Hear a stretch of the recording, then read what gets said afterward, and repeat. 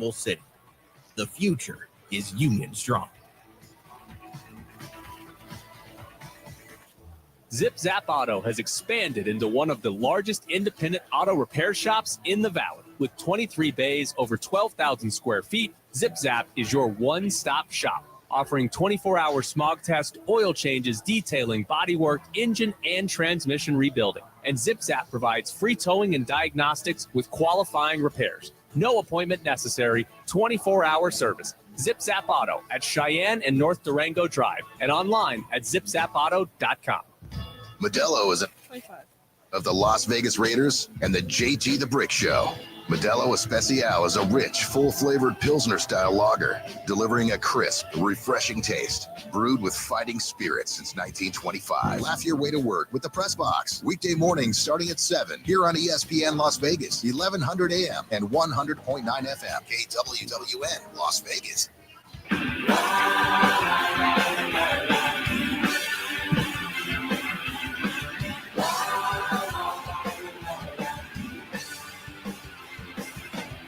Live from the Golden Circle Sportsbook inside the TI, this is Throw the Flag on ESPN Las Vegas. Here at ESPN Las Vegas College Football Show, Griffin Kemp, Christopher helping out here. Golden Circle Sports Bar, Jessica back on the board. Big day of college football.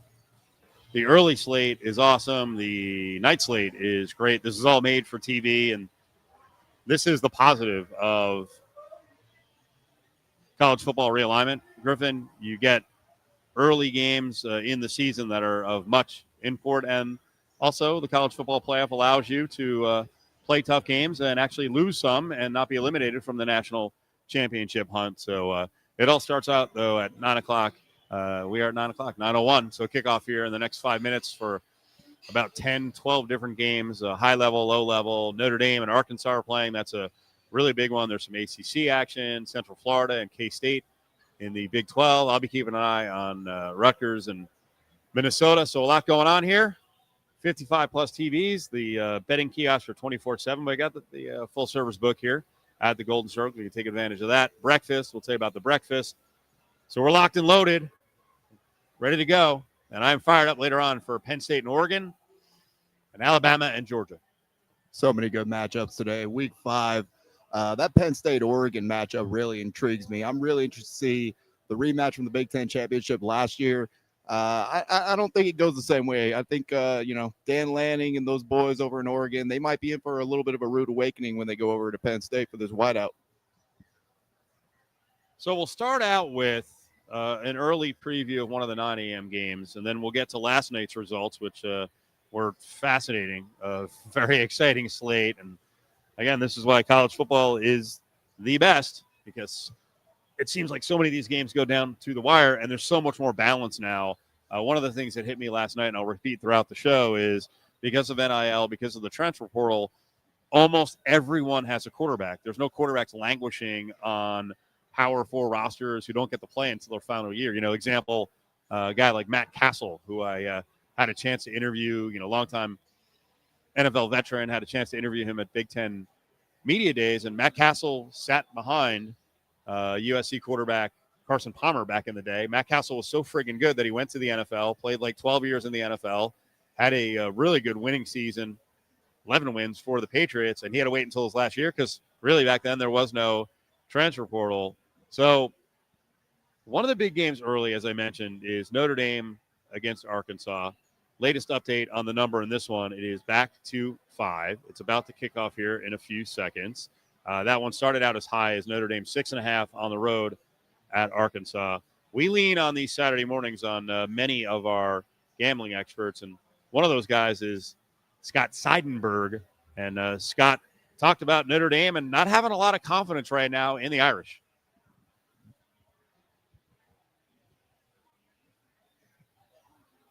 I love Ole Miss in this spot. They have shown me a lot this season. I know Trinidad Chambliss is going to start another. So this is the Ole Miss game. If we can get the Arkansas Notre Dame cut, which is Seidenberg Notre Dame, we can play that one. Starts this year, 719 passing yards, 4 touchdowns, no interceptions. He's also rushed for 195 yards and 2 scores. And what I love about Ole Miss is So Notre Dame and The Arkansas. difference between them moving down the field and scoring and the other teams. And LSU. 5-point spread right now. Seidenberg, his big reason for concern with the Irish is their defense and their DC. Chris Ash looks like a terrible hire. Most of his DC responsibilities over the years were co-DC or at smaller schools. He was a horrific head coach. He's kind of one of these guys who's in the cycle of having a job all the time. And for some reason, Marcus Freeman handed his defense over to Chris Ash. Not working so far. Yeah, no, It's tough because Marcus Freeman said that he's not going to take over.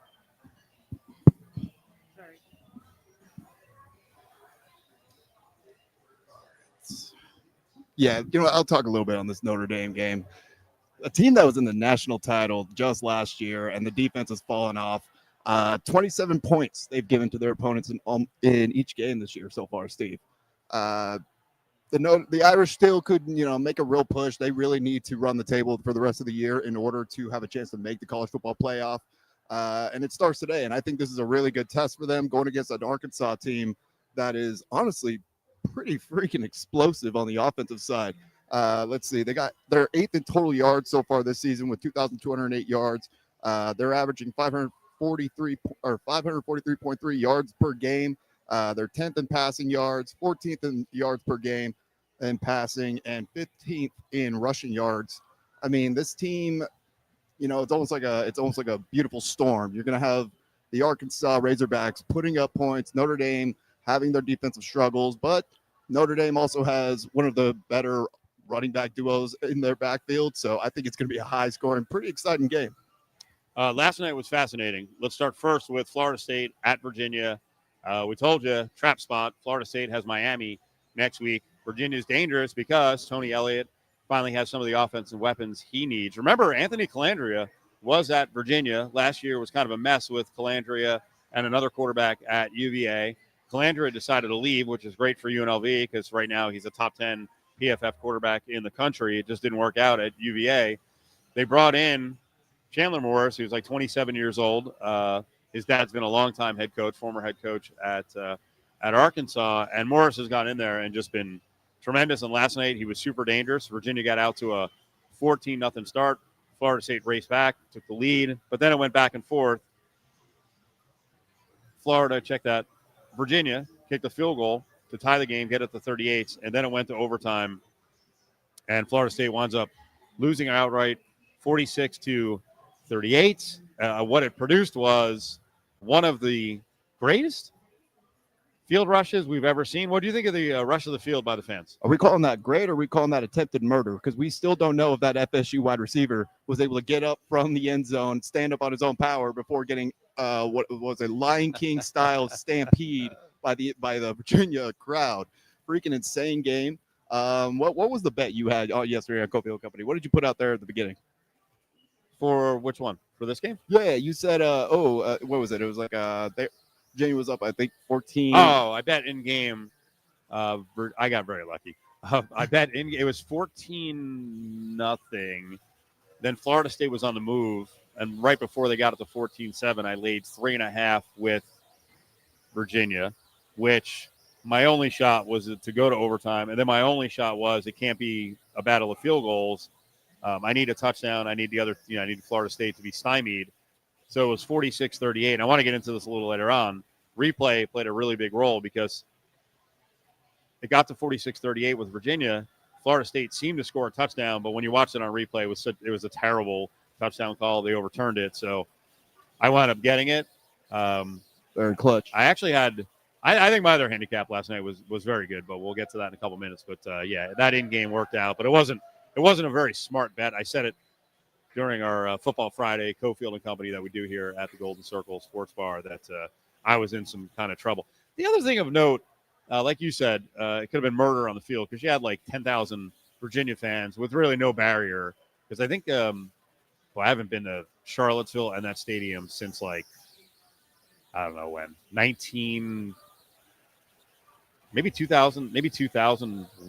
2002. And my recollection of it, and that's 20 plus years ago, they have kind of a grassy area Mm. with really no barrier at all. So I think it's called Scott Stadium. You can run right on the field, and it looked like on TV and then on the video you saw, it looked like it was like hyperspeed. They just it was like The Walking Dead. If they could all run, if the Rotters could all run really fast. As you said, a Florida State receiver who couldn't catch the ball in the end zone got run over. And then I put the screenshot in our rundown, and I had seen it live. I was like, did that guy just do what I thought he did? A guy walks up to Tommy Castellanos, the quarterback of Florida State. He's being helped off by a coach, not like hurt, but just because it was like, I don't know how players got out of there.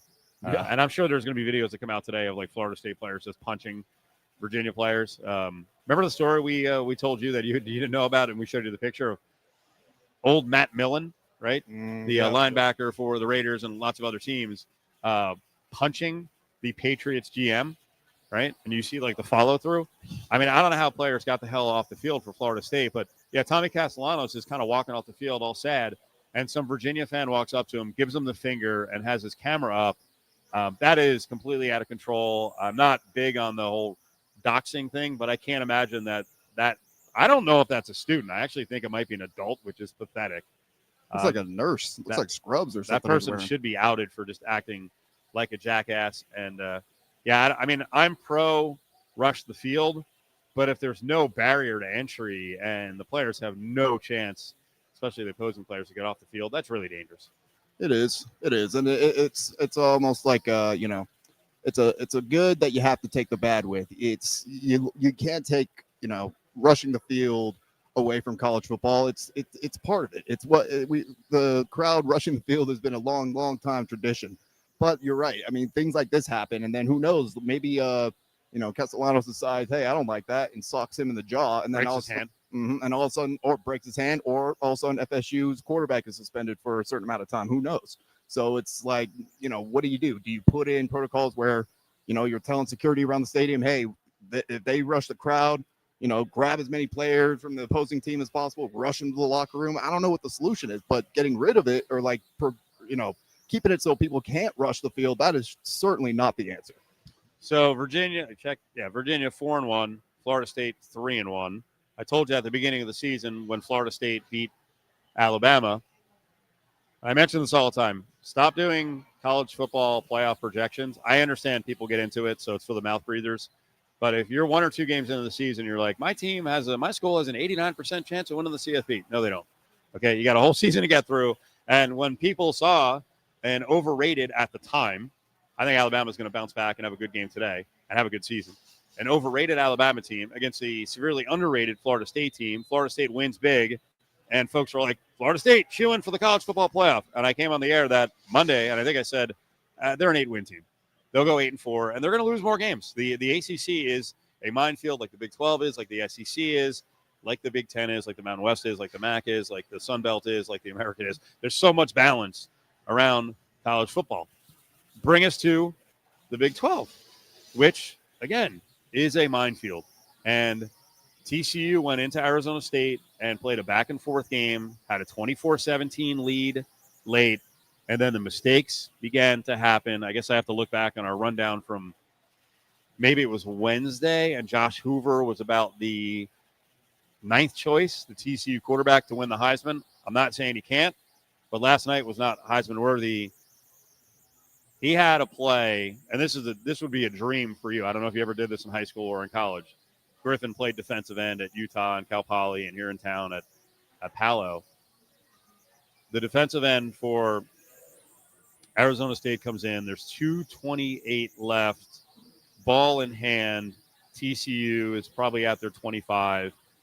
And in one motion, basically power rush the right tackle back into the quarterback, as the right tackle, essentially as right tackles will do when they're beat, is tackling the defensive end. The defensive end for Arizona State, as he's going down, right, they start to crowd Josh Hoover. I think he reached out with his left hand. Hoover's got the ball down at his hip, and in one motion is tackling Hoover, grabbing the ball, possessing the ball, rolling to the ground, fumble. Josh Hoover, Arizona State takes over, down 24-17, deep in TCU territory. An amazing play by the end. That's the kind of play as a young defensive player you dream of.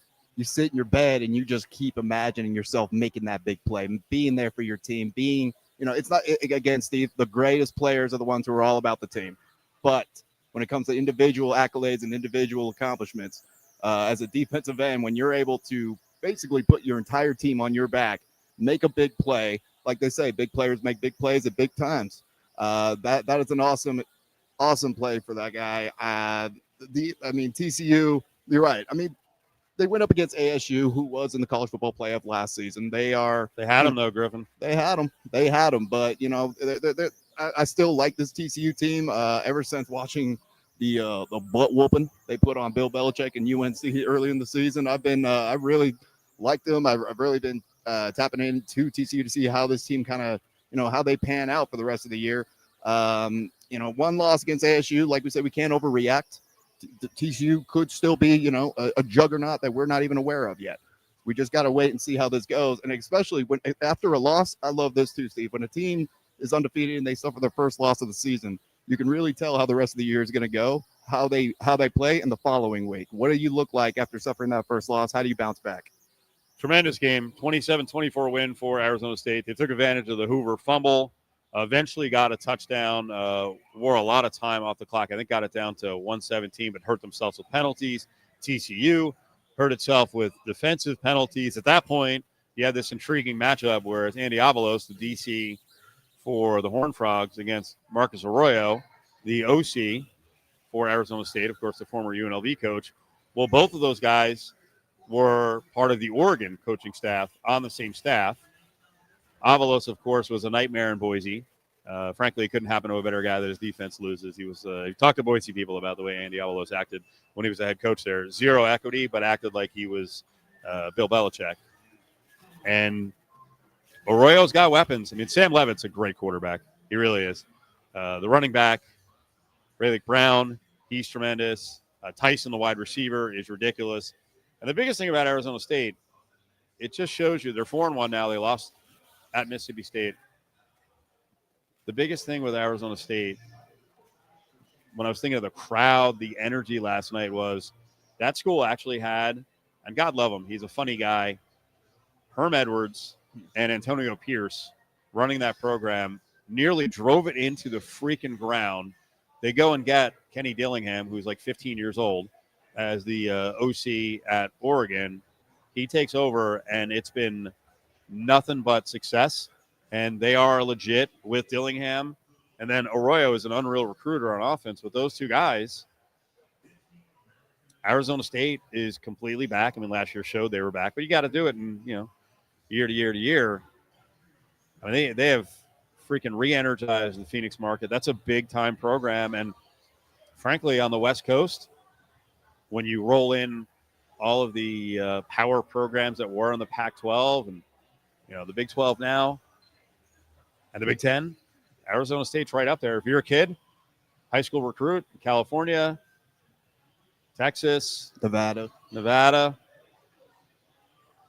I mean, you Arizona State's right there with USC, UCLA, to a certain extent. Oregon doesn't have the budget, but Washington, tremendous job.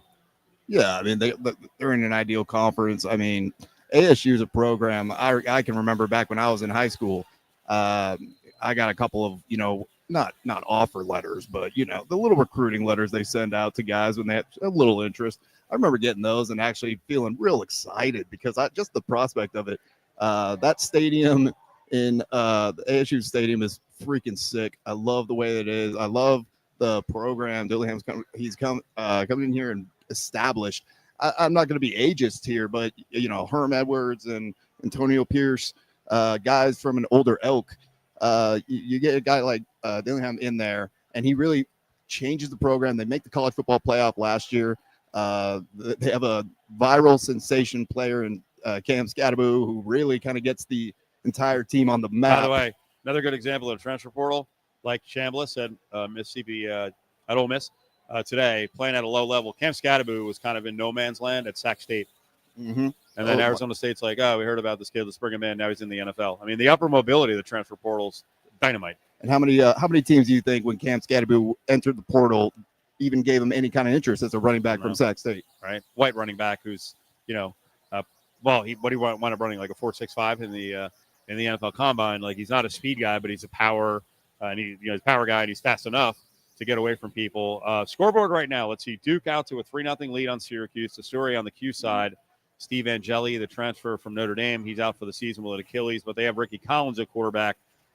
He's a high-profile transfer in from LSU, but Syracuse down right now 3-0 early to Duke. Notre Dame, Arkansas. Arkansas is up 3-0. Notre Dame with the ball. Louisville, Pitt's out to a quick start. They're getting 3.5 in this one. They're up 9-0 on Louisville. At home, USC, Illinois is scoreless. Of course, we're tracking Jade Mayaba, the Las Vegas kid, Liberty High School grad, former Rebel. Scoreless with 10:56 left in the first quarter. Kansas out 7-0 on Cincy. 8 minutes left in the first. Rutgers and Minnesota. This one's going to go quickly because I think both teams are going to run a lot. I know Rutgers will, although they can throw the ball more this year. Scoreless right now with about 5 minutes left in the first quarter. We'll get you a preview of Utah State and Vanderbilt, and then all the big games of the day. Come on down. Happy hour all day long, 10 a to 6 p, $5 on the draft beer. Golden Circle Sports Bar inside Treasure Island. Parking is free, so it's a great place for all the locals to come down to. Breakfast is being served now. It's served overnight, and then on Saturday and Sunday, they go midnight to 12:30, just after noon. Chorizo con papas breakfast bowl, breakfast sandwich, chicken chilaquiles, the breakfast meat lovers quesadilla, and the full menu is also available. It's a Saturday. It's Throw the Flag on ESPN Las Vegas. Football Central is back on its 25th year. Spend Sunday at the Westgate Superbook with ESPN Las Vegas. We'll have great prizes and great food, drink and beer specials, plus reduced juice at -108. Huge 4K screens to see it all. All right, sorry.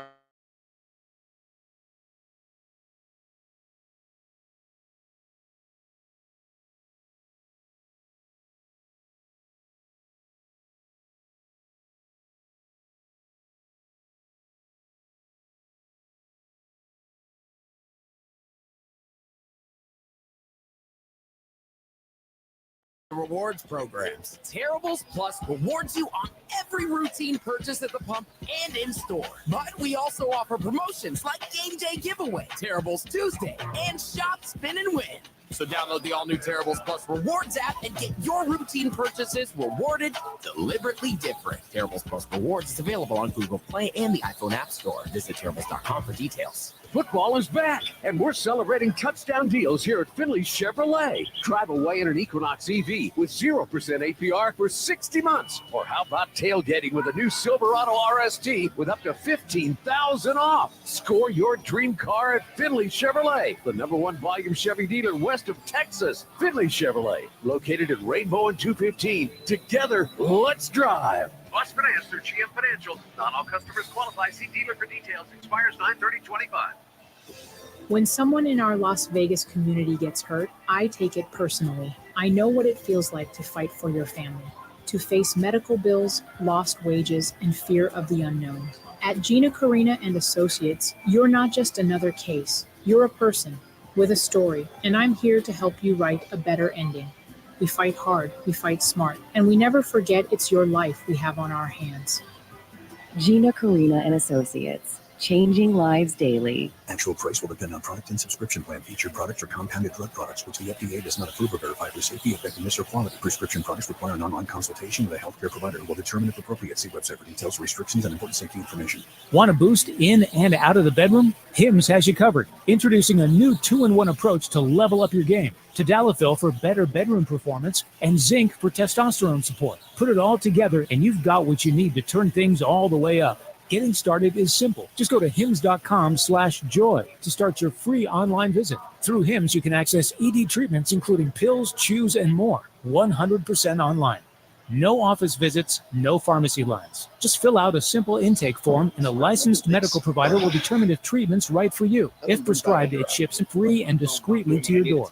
Find affordable treatment options at up to 95% less than brand names at hims.com/joy. That's hims.com/joy, hims.com/joy. Back to Steve Cofield and Griffin Kemp from the Golden Circle Sportsbook inside the TI. All right, let's get you ready for what's coming up today, which is a pretty wacky, wild, incredible slate around college football.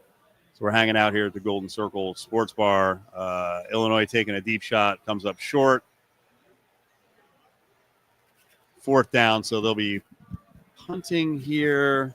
They're around midfield. Scoreless with USC and Illinois. This is one of the games that I was really interested in. I thought not necessarily a trap spot for SC, but a really difficult spot because, this is the way it is, man, for both sides. You know, the Midwest teams having to go to the West Coast, and traveling to LA is one thing for USC and UCLA. I think very, very underscored how difficult it is to go to Oregon and Washington. That is a much longer trip, and for USC in this case, 2 weeks ago at Purdue, back home against Michigan State. I saw Lincoln Riley complain about it, and he has every right to. I don't know how they fix these schedules because everything is dictated by TV. So here's the thing. For Lincoln Riley, if you want to make $10 million a year and have the house on the hill and all the perks, well, part of that is USC getting the TV money, so then you have to be kind of beholden to TV people. So his main complaint was, listen, we played last week until like 12:30 Pacific time. They probably practiced. I don't know what their practice schedule was, but maybe they practiced a little later in the afternoon. And then they got to bounce back this week, and they've got a 9 a.m. LA time start.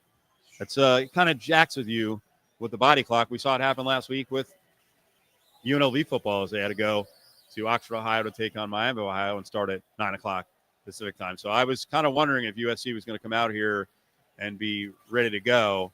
And now they've just had a penalty called on them here, so it looks like a face mask. So right now, scoreless, long story short. Scoreless first quarter.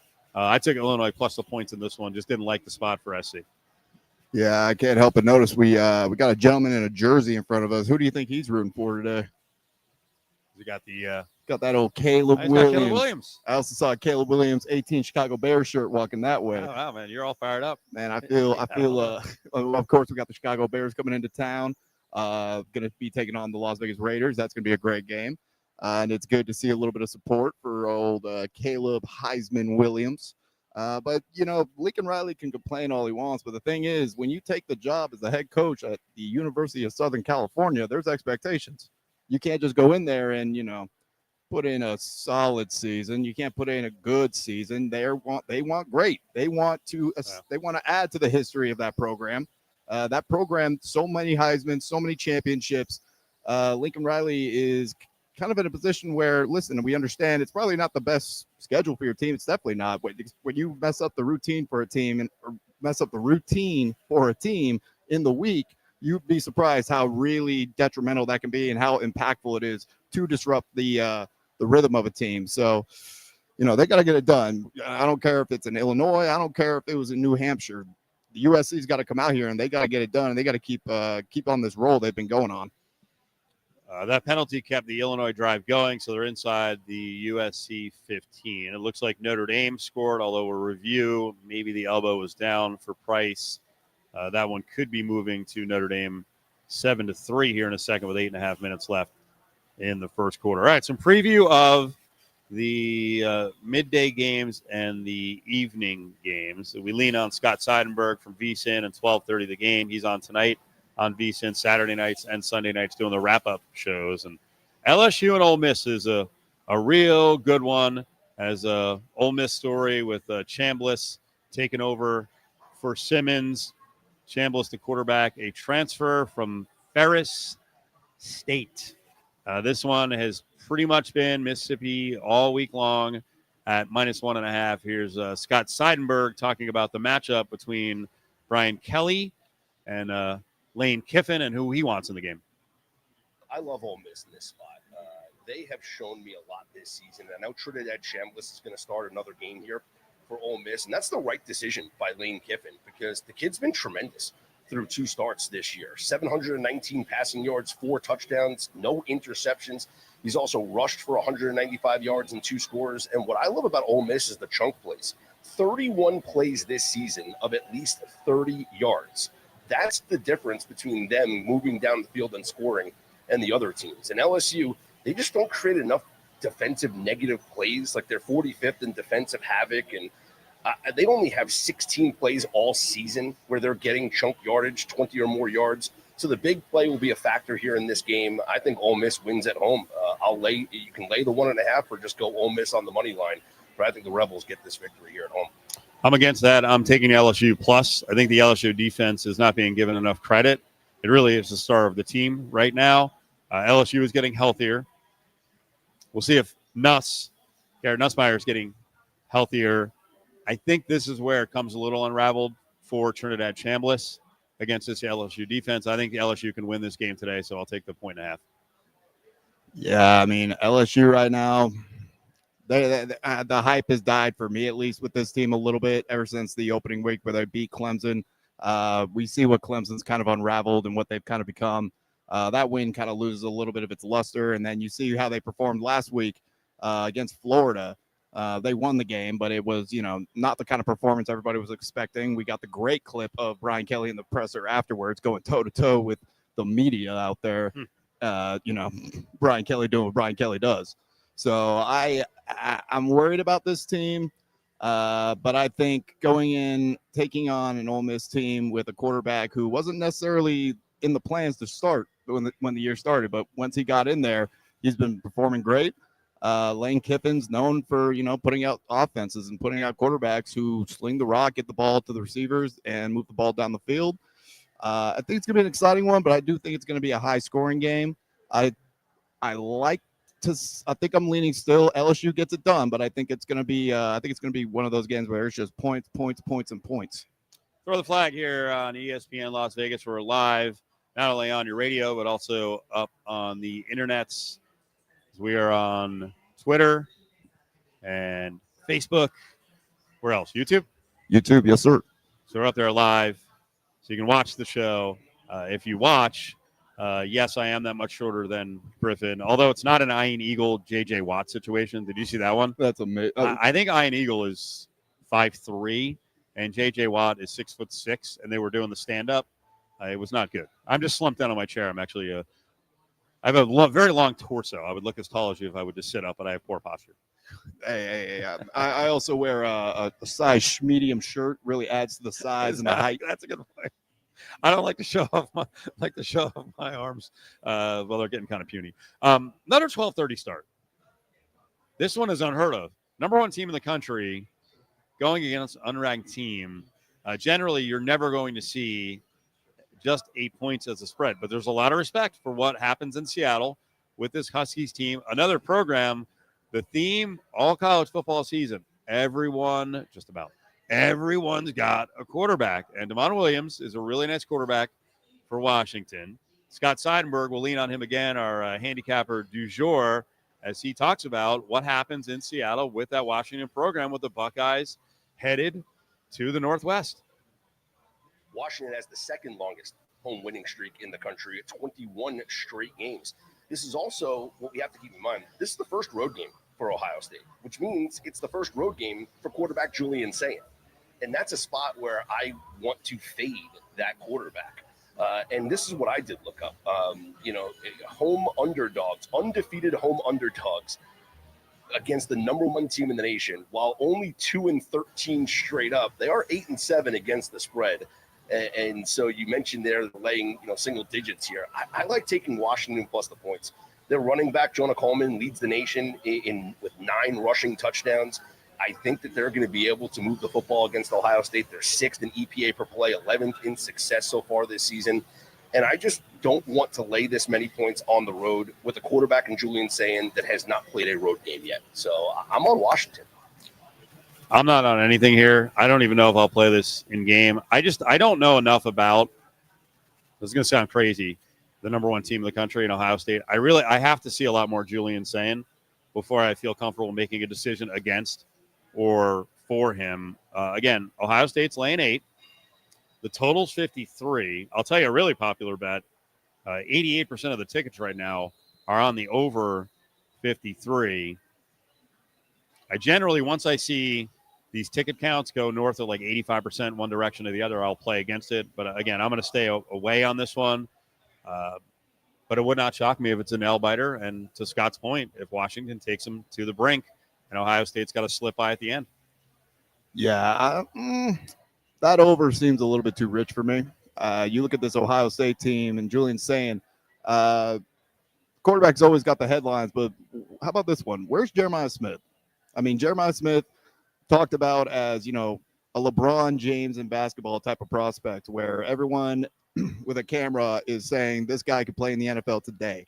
Well, so far, he hasn't really shown that same type of potential as he did last season. I mean, Steve, is that fair? No, that's or does it go back to my point, right? Of course, Julian's saying that. Of course, the quarterback's going to be the source. The quarterback's got to be able to get you the ball, and that's why that's such a big question mark with this Ohio State team. I mean, Steve, you look at the teams that are averaging more yards per game. You've got teams like East Carolina, UAB Blazers. You got TCU. You got Western Kentucky Hilltoppers. I mean, these guys are all averaging more passing yards per game than Ohio State. And when you got a guy at Jeremiah Smith. Now, I'm not doubting the man's potential. I know Jeremiah Smith. Steve, you were able to talk to him in person. I mean, the size of the guy. It's ridiculous. It's phenomenal. He's an NFL receiver at whatever he is, 20 years old. And the crazy thing is you're getting on him. He's averaging 6 catches a game for about 105 yards a game and 1 touchdown. But to your point, he's a 180-yard-a-game guy. That's how awesome he is. That's exactly. I mean, a guy in Jeremiah Smith, you expect him to have, blowout performances almost every week. So you're right. We got to see what Julian Stain does. We got to see how he looks. I mean, I don't know how you feel about the Ohio State defense ever since they beat Texas in week 1. But if they can hold up, it'll be great. I don't think it's a question of Ohio State gets this win today, but I do think it's a question of how many points are scored. I would actually lean more towards the under in this one. Coming up, we're going to get to Texas A&M and Auburn, and then the big games of the day. There's a lot of big games at all levels, but we'll get to Ohio. Check that. We'll get to Georgia and Alabama, and also Penn State and Oregon. Scoreboard right now, though, as we're live here on the Saturday morning. Griffin Cofield, ESPN Las Vegas, throw the flag at Treasure Island. 10-3. Duke is on top of Syracuse on the road. They just got a 49-yard run. That one has 3 minutes left in the first. G-Tech. 3-0 at Wake Forest, 5 minutes left in the first quarter. Notre Dame got that touchdown, 7-3, about halfway through the first. That's against Arkansas. Ohio's up on Bowling Green, 14-7. Kansas and Cincinnati, each with 7 scoreless at the end of the first. Central Florida and Kansas State. Illinois, 7-0 over USC. We'll get you the scores on Rutgers and Minnesota, and also get you a preview for a game that's about 15 minutes away in Utah State and Vanderbilt. But big game breakdown coming up. We're live at the Golden Circle Sports Bar. Come on down. Happy hour 10A to 6P. That's 7 days a week. $5 on the draft beers here at TI. Bears fans, the icons of the 1985 Chicago Bears champions are coming to Amore Taste of Chicago for the 40th anniversary reunion. Join William Refrigerator Perry, Jim McMahon, Willie Galt, Dennis McKinnon, Otis Wilson for this once-in-a-lifetime meet and greet and autograph session on Friday, September 26th and Saturday, September 27th at Amore Taste of Chicago on South Durango. Tickets are just $200 per person, with proceeds from the charity auction benefiting Make-A-Wish Foundation and Opportunity Village. Look up Amore Taste of Chicago Bears event on Eventbrite and be a part of Bears history. I'm Gary Lawless, and game day just got bigger at Ellis Island Casino. This football season, score big with $45 all-you-can-drink packages, delicious food specials in the front yard, a new massive 52-foot screen at the casino bar, and the all-new Boomer Sportsbook. Sign up for your Boomer's mobile account and get up to $250 in bonus bets, plus minus 105 odds on all pro football spreads on every regular season game. Download the Boomers app, then visit Ellis Island Casino or Casino Valley Verde to activate your account. Must be 21. Terms and conditions apply. Bet responsibly. Good morning. Vegas is built on service. Your lights on, please. 3 shifts a day. All right, let's do this. As your morning begins. It's showtime. We have a lot to talk about live on the program for the next 3 hours. To do our part, News 3 Today delivers Las Vegas stories that shape your community. Just in some breaking news on the economics front. So, whether it's late breaking, breaking news, bumper to bumper, avoid using flamingo, or clearing skies, no showers anticipated. It's News 3 Today. Gambler's bonus hits again. On August 2nd, Candace hit 4 queens, clearing her Gambler's bonus 4-of-a-kind bingo card for over $16,000. Candace hit big, and so can you. With Gambler's bonus, it's why you play the game. Ready to elevate your drive? Visit Lexus of Henderson, your trusted dealership in the Valley Auto Mall. Just a short trip from anywhere in town. If you're driving a Toyota or Honda, now's the time to upgrade to a luxurious new Lexus. Lease the slick 2025 RX 350 for only $498 a month, OAC. Yes, luxury really is within reach. Experience affordable elegance and unmatched performance today. Restrictions apply. Offer ends 9/30/2025. See dealer for details. Lexus of Henderson, where your next level driving experience begins. With other language learning apps, I was just playing games. I wasn't really learning. Babbel's different. Babbel was designed by over 200 language learning experts to be the most effective way to learn another language. Every time I open the app, I can choose to work on my writing, speaking, or listening. And it saves my mistakes for me to review, so I'm constantly improving. Before Babbel, I thought I just wasn't good with languages. But now I'm speaking French. Tout ça, c'est grâce à Babbel. Save up to 50% on your Babbel subscription when you sign up at Babbel.com. Babbel.com. Modelo is an official cerveza of the Las Vegas Raiders and the JT the Brick Show. Modelo Especial is a rich, full-flavored Pilsner-style lager, delivering a crisp, refreshing taste, brewed with fighting spirit since 1925. Back to Steve Cofield and Griffin Kemp from the Golden Circle Sportsbook inside the TI. K-State and Central Florida. Scoreless as they go to the second. I cannot remember. I really shouldn't beat myself up about this because we talked to so many bettors and experts during the week. Oh, it was Justin Watkins, our Joe, because we do a pro versus Joe, Alex White against Justin Watkins, our good buddy from Battleborn Injury Lawyers. He was on Central Florida plus the points, plus 5.5. He thinks that Kansas State is very underwhelming. K-State right now lined up for about a 36-yard field goal, so we'll see if we get a make there. It looks like Notre Dame put another touchdown on the board. We'll get the specifics of that one in the tilt against Arkansas. Field goal good by K-State. You're not real high on K-State either, and Avery Young. I mean, 1-3 is kind of hard to, it's certainly nothing to write home about. This team has had a very rough start to this season, and it all started in Dublin taking that first loss of the year. And Steve, that's the thing. A team when you lose that first game of the season, it's really impactful. The best teams can overcome it and they can continue on and make their runs as the year goes on. But when you lose that first game, and especially when it's a big event game like that, when you're going over to another country, and your expectations are, in the offseason are somewhat pretty high, it's really hard. It's disheartening, and it really takes the full team effort in order to kind of get the mindset back on track in order to keep going. Unfortunately for Kansas State, they have not been able to find that momentum yet. But who knows? Maybe a win today could right the tides for them. What do we know about Texas A&M? Because they're taking on Auburn. Jackson Arnold's been pretty solid for Auburn. Auburn was done in last week by, you could say, dirty tricks or poor discipline. Did you get a gander at that play where Oklahoma faked running a wide receiver off the field? He slowly, got to the sideline and then ran a route. And you're not supposed to use the substitution rule as a decoy, but Michael Felder, who's our college football insider, came on Thursday and said, listen, it's dirty, but it's your responsibility as a defense, and especially the safety, and he played safety at North Carolina. He's like, the defense, someone on the defense has got to be counting who's on the field, and especially counting up to 5 eligible receivers.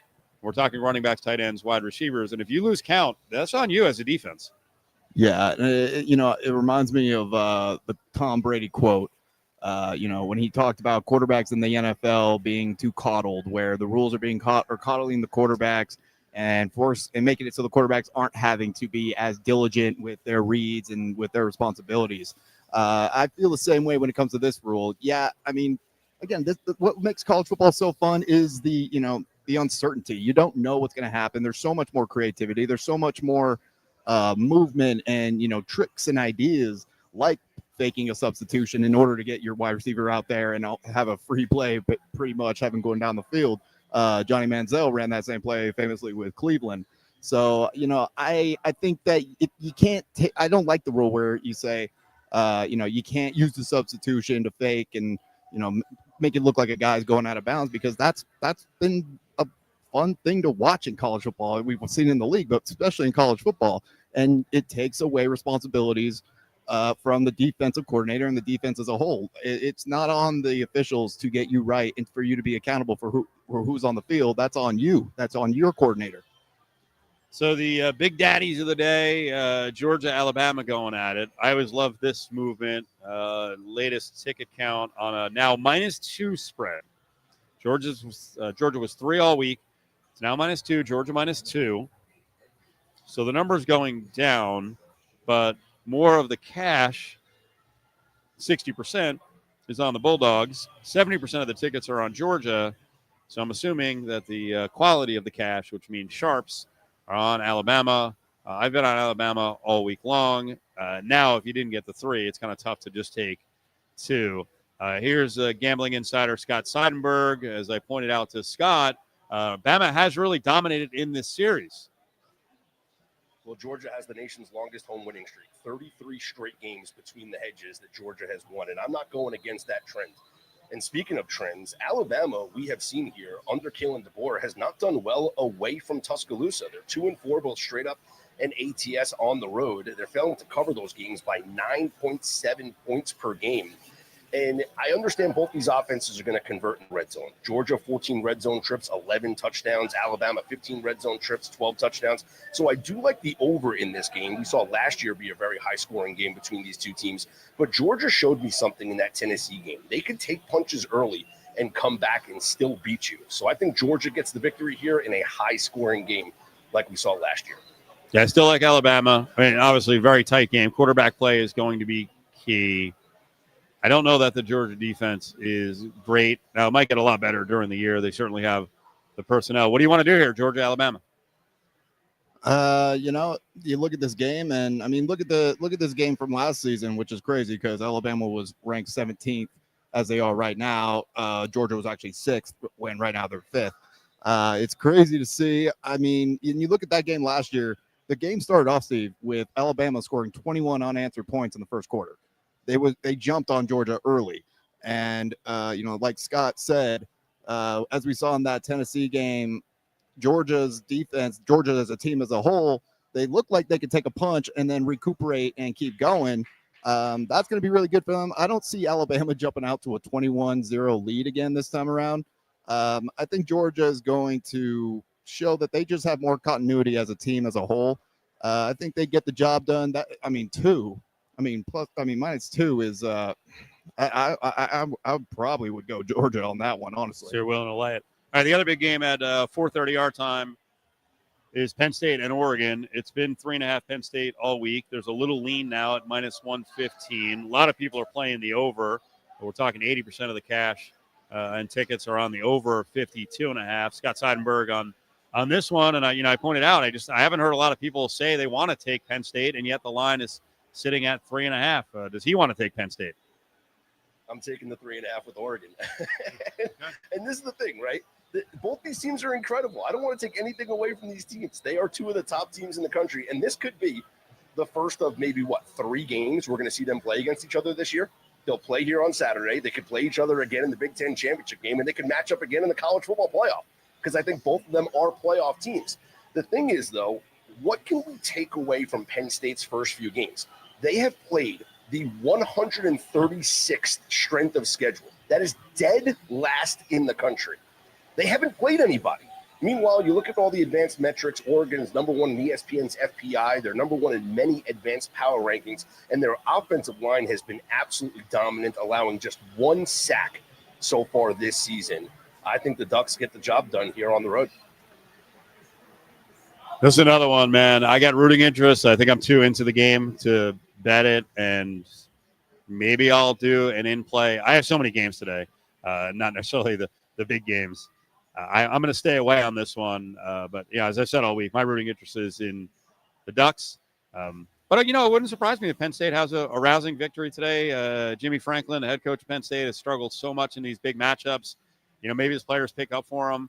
I also think it's not a demise. I think the criticism of Drew Aller is way off base. Now, that said, I have a feeling Aller's going to be one of these guys, if he doesn't put up gigantic numbers this year and they don't win a national championship, we're going to find out in like 4 years that the pros were very good for Drew Aller and next level coaching was really good for Drew Aller.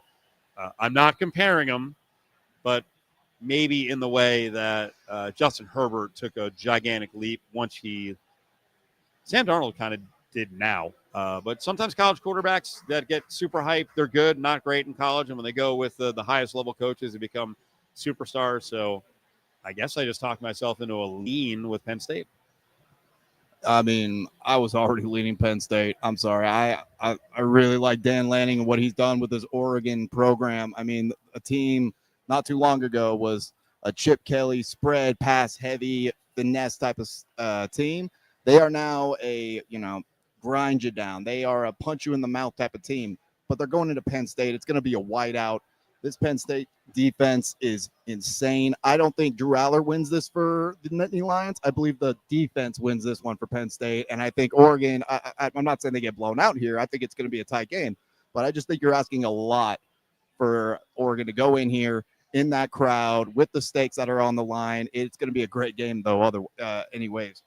Watch college football today at the Golden Circle Sports Bar at Treasure Island. You can sign up for the STN app. They have a STN sportsbook here at the Golden Circle Sports Bar right now. When you sign up, they've got up to a $50 no-worry wager. USC is on the board.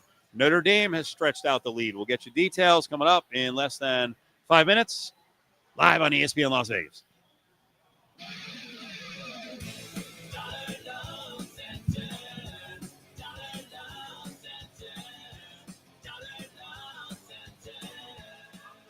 We're here with Chuck, founder of Dollar Loan Center. So what's the catch on this free week of interest? If you're a new customer, the first week's interest is on us. It's free to apply, and there's no other fees. So I guess the catch is you got to be a first-time customer. Think of it as a free trial. No matter how much you borrow, if you don't dig it, all you need to do is pay back the principal within a week, and that's it. No interest, no fees. It allows folks to see how much they can save, how much more we lend, and our flexibility for them to pay it back, even if you need up to a year. Thanks, Chuck. DLC lends up to $5,000 in minutes, and you can get your cash in person.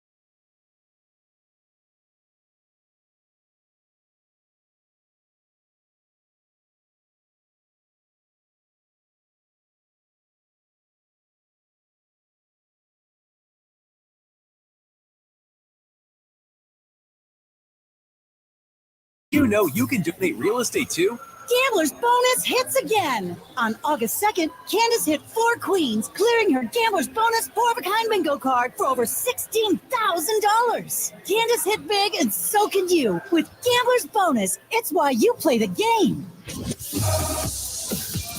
Back to Steve Cofield and Griffin Kemp from the Golden Circle Sportsbook inside the TI. Notre Dame. Well, the Sharps were all over Arkansas all week. That number got driven down from 6.5 to 4. It was 5 this morning. end of the first quarter, and Notre Dame's up 14-3. C.J. Carr with a short pass to Jeremiah Love, 7 yards out. So 14-3 on the road. Notre Dame on top of Arkansas. Total offense in this one, pretty even, 160 to 120. And as I've been saying, when people start panicking around Notre Dame, the fact that they had a couple of early losses, they have a good enough schedule, and obviously the brand of Notre Dame will allow them, if they close out the season strong, and I mean close out, they're going to have to win every game. Maybe they could lose one more at the end of the season tight and finish 9-3 and still make it, but if they're a 10-2 team and they've got good wins and some big wins against their schedule, they're going to be in good shape. So they got max motivation, and so far, the much maligned Chris Ash defense has been okay for Notre Dame. The SC game, that's at the end of the first, Griffin, and USC just got on the board as they got a touchdown run, so it's 7s. You were just saying during the break about Jay Maiava and the USC offense that it's been humming just in general. The numbers are pretty impressive.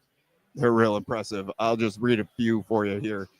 Right now, USC is 3rd in the country for total yards per game with 628.7 yards, 12th in rushing yards. So this isn't just a high-flying passing team, Steve. This team can get you in the air or on the ground. Right now, they're number 1 in yards per play, number 2 in yards per attempt, and number 3 in yards per carry. And here's the even crazier stat. USC is tied for the most sacks in the nation with 16. I mean, that sounds like you got an offense that's got juice. You got a defense that can get after you. Lincoln Riley, a head coach who's supposed to be, one of the better offensive minds in college football. This team right now, ranked 21 right now, they could be dangerous down the line, especially if they could just keep this up. Well, they went into the portal, got a lot of offense the last couple of years. They really had to beef up the defense. They stole UCLA's defensive coordinator, and now they're starting to hum on defense. 7-7 game there. We'll come back. 10 o'clock hour is on the way. More game previews and updates here. Throw the flag on ESPN Las Vegas. With everyday tasks such as reading your bills or the newspaper, difficulty with hearing on the telephone, or in noisy environments, you have bathing, dressing, and grooming challenges, the risk of falling or having mobility issues. If you've answered yes to any of these, the Nevada Assistive Technology Resource Center can help. NATRC is a grant-funded organization offering assistance in exploring the assistive technology you need to perform tasks more effectively. NATRC has knowledgeable staff ready to help you discover options and make decisions what might work addressing everyday challenges. Call NATRC today at 775-455-4454.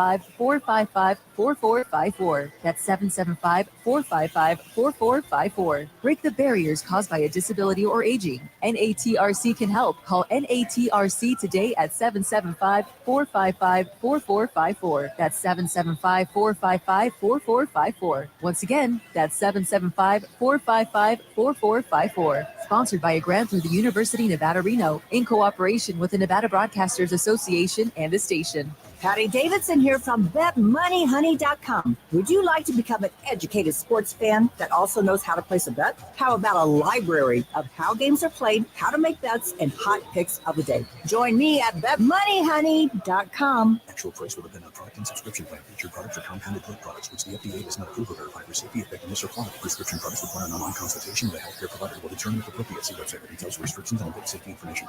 Want to boost in and out of the bedroom? Hims has you covered. Introducing a new 2-in-1 approach to level up your game. Tadalafil for better bedroom performance and zinc for testosterone support. Turn things all the way up and find affordable treatment options at up to 95% less than brand names at hims.com/joy. That's hims.com/joy.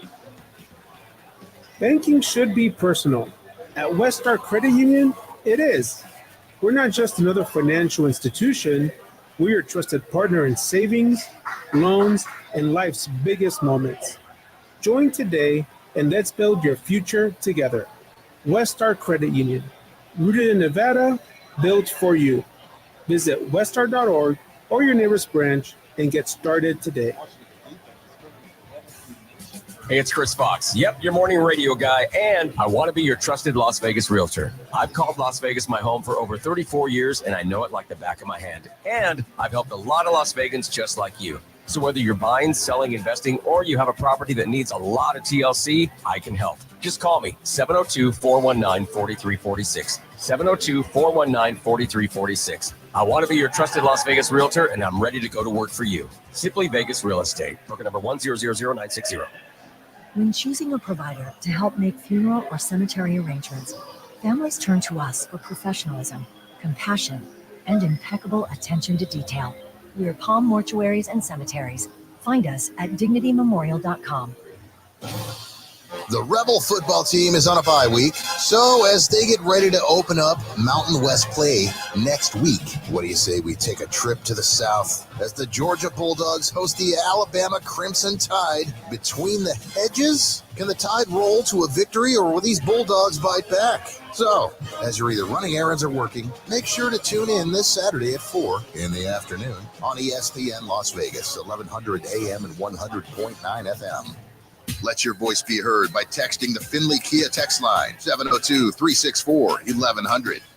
Did you miss any part of your favorite show? I actually think this is a great discussion. You could rate quarterbacks based on their ability to shut everything else in the world out. Like when things are going wrong at home, they don't fall apart. Want to be in the know? Catch up on all the podcasts and listen live at lvsportsnetwork.com. Stay up to date on all things Las Vegas with Cofield Company. Still got it! Oh, man! Weekday afternoons starting at 3 on ESPN Las Vegas. Listen to UNLV Sports right here on ESPN Las Vegas, 1100 AM and 100.9 FM, KWWN, Las Vegas.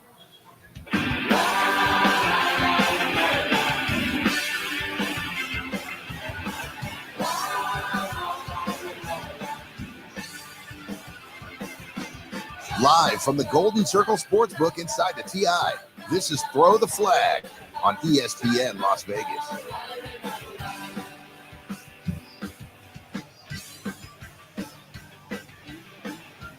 Griffin Kemp hosting. Christopher helping out with the setup down here. Jessica, producer back at the Finley Toyota Studios. I really hate tracking my school because I don't have a TV within vision of Rutgers in Minnesota. I was like, oh, cool. Rutgers is up 14-0, outgaining Minnesota 190-26. It's tied now. So that's one of the games going on right now. Minnesota just got in Big Ten action there. Other scores of note, Duke on top of Syracuse. Duke is very highly rated by sportsbooks with the power rankings. That one's 10-3. Duke on top of Cuse. Arkansas just got on the board. So now Notre Dame's lead is 14-10. Remember, Notre Dame in Arkansas for this one. This is a road tilt, a rushing touchdown for Arkansas. So 14-10 game there. I'll get you more scores in a couple minutes. SC and Illinois tied at 7. But it looks like Illinois is on the doorstep right now, Griffin, as they're setting up here at the 6-yard line with a shovel pass that comes up a little short. I thought we were about to see what Miles Simmons dubbed the Dan Campbell pitchback right there. But unfortunately, they go inside instead with the running back running inside. Got it a little closer. I mean, they're within the 5-yard line. And Steve, when a team is driving and you're the defense, you're defending against a team and they're on their own 5 yards from a touchdown. It's those environments you're in that really impact those moments. Kind of, again, going back to our conversation about Oregon and Penn State, all I could think about is Oregon's offense in the red zone and with the wideout and the noise and the ambiance of that stadium. You'd be surprised how much pressure gets on that offense anytime they're on the field, but especially when you get into the red zone, you're getting close to the end zone. That's why environments, home field advantage, and everything are so crucial and so impactful in these games. Altmaier with a wide open receiver, touchdown. Illinois now on top of SC, about 10:45. There's also roughing the quarterback on the play. So 13-7 Illinois is on top. We're going to preview the Bears and Raiders and get to some NFL in a little bit with both a Bears insider from 670 The Score, Mark Grody. That's coming up later this hour. And Chuck Esposito will go behind the counter, and Chuck's going to tell us about the afternoon games in college football and a slew of NFL games. A lot of Bears events in town. You are a Bears fan. You're not a Chicago guy, but you can appreciate the culture. I know you were all jacked up during the week when the Hall of Fame nominee list came out for the NFL. Lance Briggs, and who else? Olin Kreutz. Okay. And I just looked up on the right side of the Illini offensive line, number 64, Josh Kreutz. Woo! Son of Olin, 6'2", 290, a senior. And good blocking on that play as it's now 14-7 USC trails at Illinois. You cannot keep these Kreutz boys from making big impacts on the state of Illinois and their football teams. It's a beautiful thing to see. So I kept mentioning a game because I'm on it in the first hour. And, of course, okay, well, now I'm definitely going to mention it because the team I'm on scored a touchdown early. I think Vandy, and this game started at 9:45, I think Vandy was in a really tough spot today. Hey, for all I know, they might win 56-7. Vanderbilt is taking on Utah State. Utah State, who I thought was going to be devoid of talent, got some really good action out of the transfer portal. Bryson Barnes is a former Utah quarterback. He's gone into Utah State. And, yeah, they lost at Texas A&M 44-22. But in that game and around that game, Bryson Barnes is throwing 65% completion, 8 touchdowns and 1 interception. They can throw it. They can run it. They were getting 23.5 in this one. Here was my problem with the Vandy side. Diego Pavia, as big a star in college football as we have, a lot of that was because of last year, right? And what happened last year? They pull off the upset against Bama. Well, Utah State today, up next 2 games for Vanderbilt. At Bama, home LSU. This is like the term look ahead spot was dubbed for this. Yeah. It's tough to stay focused every week, especially when Utah State, who you don't have really any familiarity with, Utah State in Nashville is like, what? They don't even know what an Aggie is in Vanderbilt. They have no idea what it is. But, you know, I don't think it's a look ahead, Steve. I almost think it could be a look ahead, but I think this team, especially what we saw from them last season and what we're seeing from them this year, still undefeated. Diego Pavia and Vanderbilt putting up crazy points. I mean, it was only Georgia State, but still 70-21. You put up 70 points. They put 44 up on Virginia Tech. They put 31 up on South Carolina, which, by the way, made a little comment on IG about South Carolina's head coach and his little gesture he did for his wife in the locker room earlier this year. I'll tell you about a little bit more about that and how that's going. But I really like Diego Pavia. I think this team, you know, if they've got a coaching staff that is actually legit and they know what they're doing, they're telling this team, despite the fact we don't know what an Aggie is, despite the fact we have no idea where Logan, Utah is. I couldn't get there if you gave us a map. We're going to come in here and we need to dominate and we need to show face because, like you said, Steve, the next 2 games, crucial, very, very crucial for Vanderbilt. They're going to go in there with the intentions of doing what they did to Alabama last season, getting these big wins over big programs. And there's no worse way to go into that stretch of games than, you know, getting upset by a Utah State team that, like you said, they got the juice on offense. So it's going to come down to, can Diego Pavia and this Vanderbilt team come out here, do what they're supposed to do, and be on the right track for when they get into the real meaty part of their schedule. Text me later when the game's tight. You go, you were right. First touchdown for Utah State, Miles Davis, who's a transfer in from BYU, from Las Vegas, Vegas High School. I always thought that kid should have gotten a lot more action at BYU. He's a specimen, 5'11", 215, good speed. Big dude. Has started off the season with not too bad, 44 carries, 310 yards for Utah State. So Bronco Mendenhall stocking the pantry pretty well on offense, and they're out to a 7-0 lead. I'll get you more scores here in just a couple of minutes. Want to remind you, they have breakfast here. They got the full menu available as well, but here is the Golden Circle Sports Bar. So when you come out for these football games on Saturday and Sundays, you can take advantage of the granola parfait. You can get some fresh fruit blend, but more of my cup of tea, the chorizo con papas breakfast bowl, breakfast sandwich, chicken chilaquiles, breakfast meat lovers, quesadilla. They've also got a $5 happy hour for draft beers at Golden Circle, Gillies, and Breeze Bar, so you're all hooked up with the draft beer. All right, more scores, and then I want to get to Indiana, Iowa, and some more of the afternoon games and some Mountain West games, Griffin. I know you wanted to make a comment on Texas and Arch Manning from last week. I think this is really interesting, and I'm not exactly comfortable commenting on it unless I was within earshot and was on the field during the game. But go ahead, buddy, fire away on Arch Manning and his activities against Sam Houston State. Well, I mean, Steve, when he ran in and scored that touchdown and got up and kind of was hovering over the defender, kind of taunting him a bit. There was like a huge outrage. Like, Arch, you haven't been the guy we thought you were going to be this season. Why are you celebrating? Why are you being happy? Why are you enjoying what you're doing at the moment?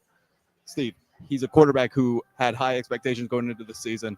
And even though the team may not be exactly what everybody thought, Arch hasn't performed the way everybody thought. When you're a quarterback, when you are a football player on a team and you're in a football game and you make a big play, especially when the previous games or the start of your season didn't go exactly how you wanted it to go, you have every right in the world to celebrate. You have every right in the world to taunt. To an extent, don't punch the guy in the face, but you have every right to celebrate and, celebrating and getting those big plays and, really letting your emotions fly. It's an emotional sport, Steve. It's an emotional sport. You can't be good at this game unless you're emotionally invested into it. So I liked seeing Arch Manning kind of get out of his shell a little bit. I've seen some of Arch's celebrations. Some of them are actually quite interesting over the time he's been in college. But I'm very curious to see how this Texas team looks going down, especially for that Red River rivalry we'll be seeing in a couple of weeks. I'm really, especially after the news about John Mateer and his injury, it could even come down to a game time decision. Maybe Mateer returns. Kind of, a little not very likely with a broken bone in his throwing hand, but I just really am curious to see how the rest of this year looks for the Longhorns.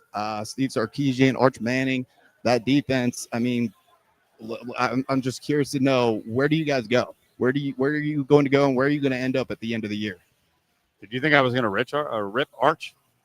I'm with you. No, I'm actually, that was my whole point leading into your comments, that unless I'm at the game and I'm within earshot, I don't know what Sam Houston State was saying to him all game. Just because another team stinks and you're beating the hell out of them doesn't mean they weren't talking trash. And I'm with you. This whole thing of like, oh, don't celebrate against the little sisters of the poor. Why not? Your football career is finite. This Manning may just get college in a couple of years in the NFL and maybe done. And hey, if you score touchdowns, and I mean, don't be a jackass, but if you want to celebrate, you go ahead and celebrate. I mean, I think brashness is welcome in college football, and there is no more brash guy on the sidelines than Kurt Cignetti. And yikes, man. Google bettors are freaking going crazy over Indiana. During the week I said, I'll lay the 7.5, then went to 8.5. It is 9 now. Indiana at Iowa. That is a 12:30 start. Let's listen to our buddy Sam Peniotovich, who joined us during the week. He's from Bet Sweats, another one of our excellent handicapper and pro bettors. And this comment from Sammy, we were talking about right now, everyone seems to be playing IU. What about you? You know me, I'm looking to zig while others zag, so I'll probably take the points with Iowa and lose 17-7 or something like that. I can't wait. That's just what you hope, though. You hope that you get an Iowa game. And you know what I mean by that. A blocked punt for a touchdown, a pick six, something stupid that Iowa does to kind of keep the game close. But from a power rating standpoint, no, they're not. They're not even top 3 in the Big Ten. Depending on who you ask, Ohio State or Penn State, number 1. But Ohio State, Penn State, Oregon are all within a point and a half. One odds maker that I adore, Matoy Pearson, who was another great friend of Dave's, he has his top 3 teams as Big Ten teams. So in the country. So he's got Ohio State, Penn State, Oregon. I don't remember the order. Maybe he has Oregon 2, Penn State 3. Indiana's probably 4th now. And then you got USC 5. Michigan 6, I would think. Maybe you can change USC Michigan. I mean, this is going to be a fun playoff. I think the Big Ten is going to have more teams in the SEC in the college football playoff. The number's gotten too big.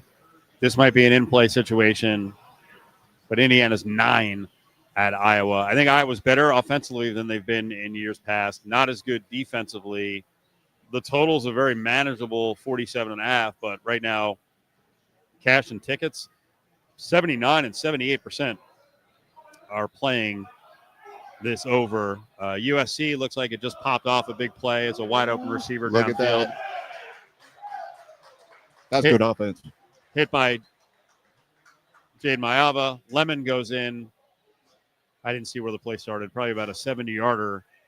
Mayava pitch and catch. Wait. Oh. That's what I was waiting for because I could see Mayava's body language did not look very happy. And was there a hold on the play or an OPI or something? But whatever it is, it got called back. So no touchdown for USC. 7 minutes left in the first. Kansas State is up 10-0 on Central Florida. Notre Dame, 21-10. Again, I'll keep saying with Notre Dame, they have a chance to make the CFP. People want to write schools off after a couple of games with a couple of losses. That's a big brand. And don't look now, but C.J. Carr is starting to turn into something special as a redshirt freshman. He has started out this game 8 of 9 for 146 yards and 2 touchdowns. Well, what if he's awesome to add to that running game? I mean, I was absurd. I was not happy when I saw the use of Jeremiah Love. Jeremiah Love is like one of the most explosive players right now in college football, Steve. I love watching him run. He is a beast. He's going to be in the league here shortly. But yeah, you're right. I mean, we saw when they took on Miami at the beginning of the year, Carr can run. He can run the rock. And you add that with Jeremiah Love and this Marcus Freeman. They just got an attitude of no quit. I like Marcus Freeman and the culture he's established with Notre Dame. One question I got for you, though, and I'm curious to see your thoughts. Let's say Notre Dame runs the table for the rest of the year. And like you were saying earlier, their status. But then something that might be going against Notre Dame is the fact that they are an independent team. They are not part of a conference. I mean, obviously, we got to see how the rest of the teams do in all the other conferences once the year's up. But, I mean, do you think that independent status, do you think that kind of hurts their chances if they were to run the table? Maybe with 3 losses, but you just said run the table. So, no, they have 2 losses right now. If they run the table, they're in. College football is way too balanced now, especially in all these conferences where the middle and the bottom of the conference are pulling off different upsets. So I think Notre Dame's fine. But, they got to get there first. They got to win this game, and they got a lot in front of them. But 21-10, 7 minutes left in the half there. Duke on top of Syracuse, 17-3. Louisville finally got on the board. Pitt took a 17-0 lead. Louisville a 3.5-point favorite. Pitt's up 17-7. As we mentioned, USC trailing around midfield. It's 14-7 against Illinois. More scores, more updates on the way, but we turn our attention to the National Football League. The Bears are in town to take on your Las Vegas Raiders. We're going to check in with Mark Grody from 670 The Score. He's a Bears insider. We're live here on a Saturday morning and listening to Throw the Flag on ESPN Las Vegas. Plumbers, HVAC techs, contractors, and DIYers. McFadden-Dale Industrial Hardware has the tools, parts, and supplies to power your next project. Open early and stocked with everything you need. Stop by South Decatur near Russell. McFadden-Dale Industrial Hardware. Fast, easy, and built for the pros. Football Central is back on its 25th year. Spend Sunday at the Westgate Superbook with ESPN Las Vegas. We'll have great prizes and great food, drink and beer specials, plus reduced juice at -108. Huge 4K screens to see it all go down. This and every Sunday at the Westgate Las Vegas. Start your morning off with some NFL football as the Eagles are in Florida to take on the Tampa Bay Buccaneers at 10 a.m. on 12:30 The Game. Brought to you by the Richard Harris Law Firm. Just in case, call 444-4444. If you're experiencing a season of sports betting couch slouch, it's time to get off your app and get in the game. Rampart Casino is the place to be on game day. Team up with friends for game time food and drink specials, contests, giveaways, and more. Plus, we have some of the best odds in Summerlin. Catch all the action on Rampart's Race and Sportsbook Big Screen, or watch the casino big screen TVs while you play your favorite slots and table games. Get off your app and have a blast. For football, friends, and fun, Rampart's #1. Modelo is an official cerveza of the Las Vegas Raiders and the JT the Brick Show. Modelo Especial is a rich, full-flavored Pilsner-style lager, delivering a crisp, refreshing taste, brewed with fighting spirit since 1925.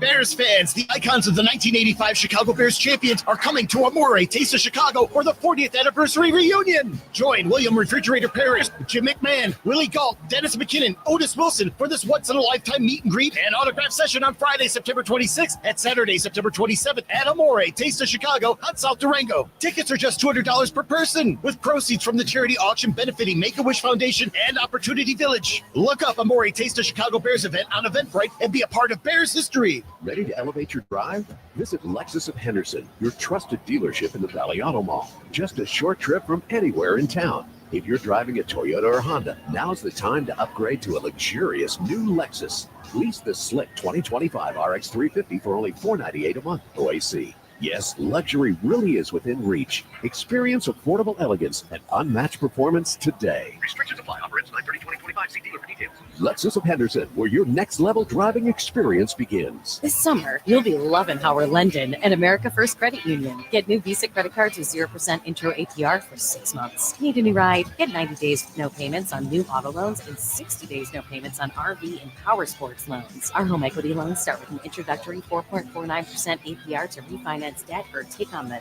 team project. Start the summer fun now and your payments later. Apply today at americafirst.com or visit a branch. Subject to membership eligibility, terms, credit worthiness, and conditions. Federally insured by NCUA. Equal housing opportunity lender.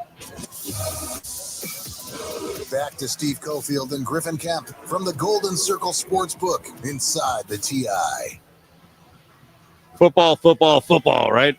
NFL on the way. We got all this college football. We'll get you more score updates in a couple of minutes, but we got a big one tomorrow in town with the Bears fans invading Allegiant Stadium here at the STN Sportsbook. Raiders are now a pick against the Bears, and the total is 47.5. We had a chance to catch up with one of the Bears insiders from 670 The Score in Chicago, Mark Grody, and he's going to talk about the offensive line and injuries, and he'll make reference to questionable status of Darnell Wright. It's been updated to the right tackle for the Bears is out. Darnell Wright is out. But as part of the conversation, we talked about Max Crosby and what the Bears O-line is going to do to protect Caleb Williams from Max.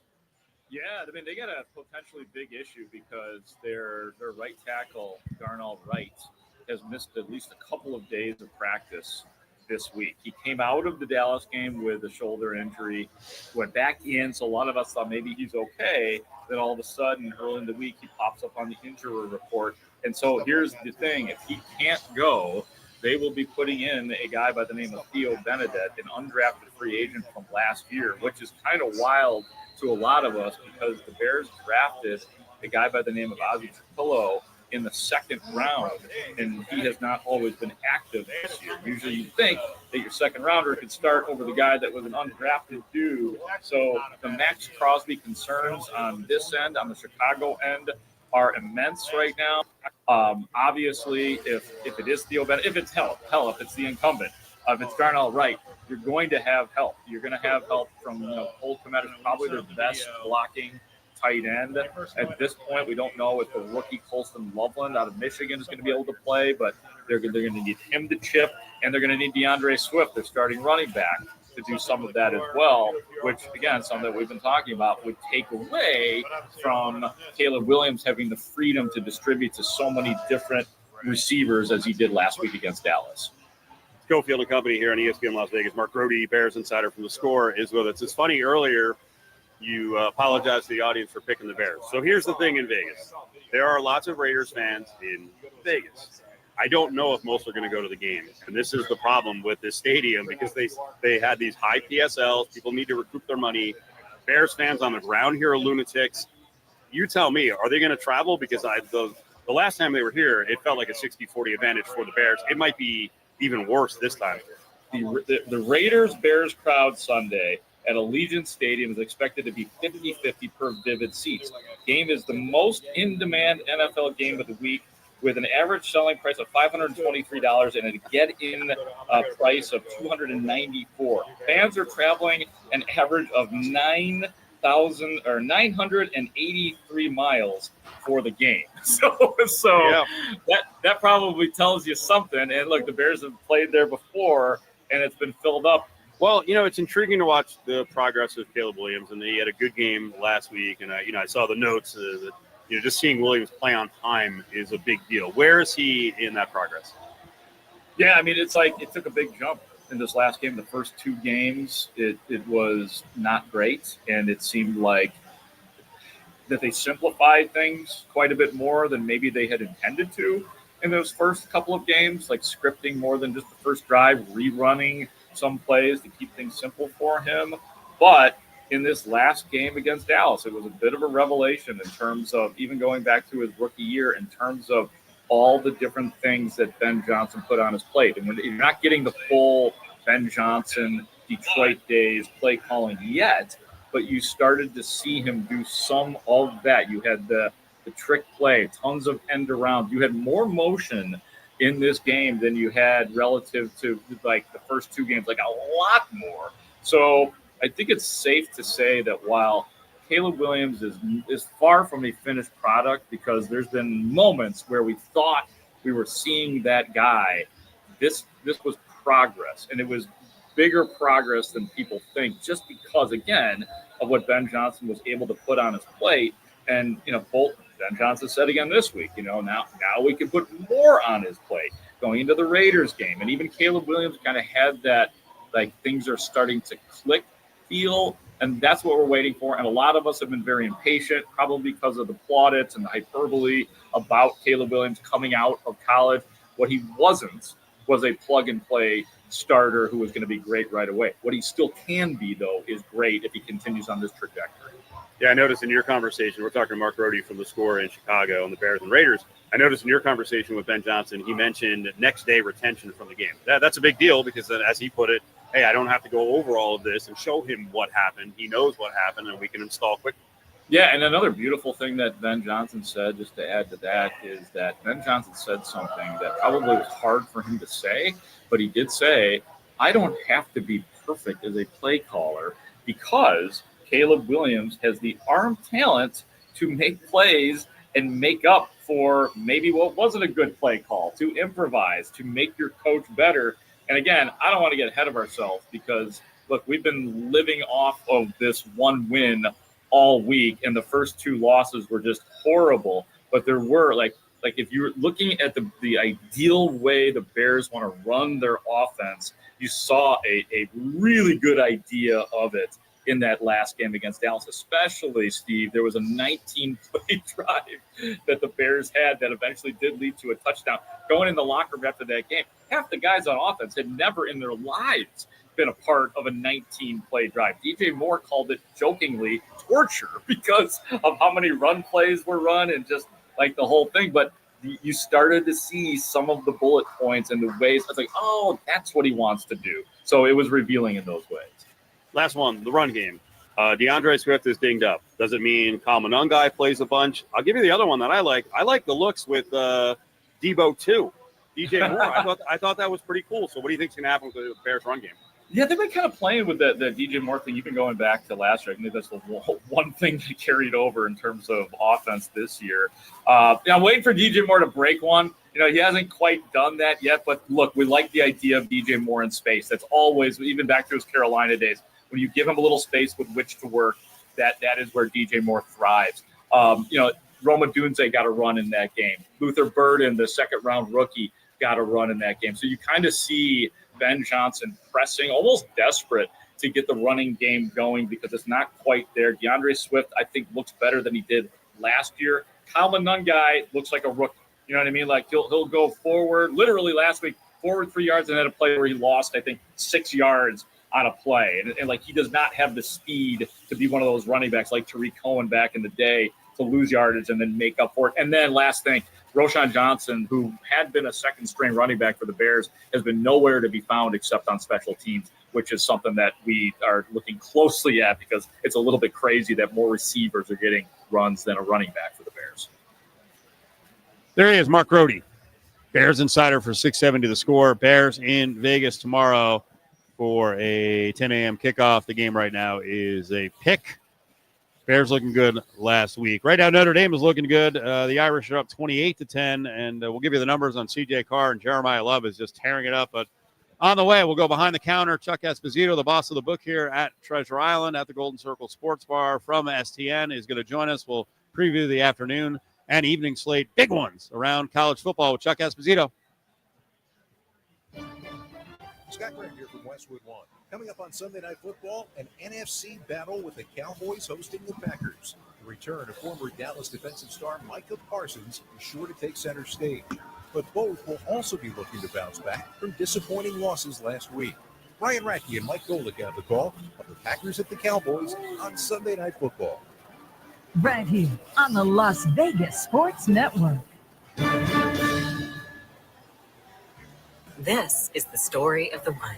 As a custodial supervisor at a high school, he knows that during cold and flu season, germs spread fast.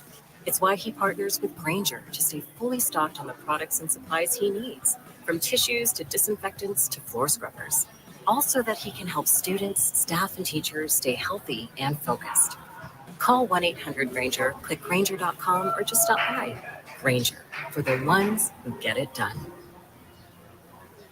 Now that I'm a dad, I can't stop thinking about what would happen to my kids if something happened to me. Like losing a house or not affording college. Yeah, that used to keep me up at night too. That's why I finally got life insurance from Ethos. It's 100% online. No medical exams, just a few health questions. I got $2 million in coverage for around $2 a day. I never realized it was that simple. Get your free quote at ethos.com/gain. That's ethos.com/gain.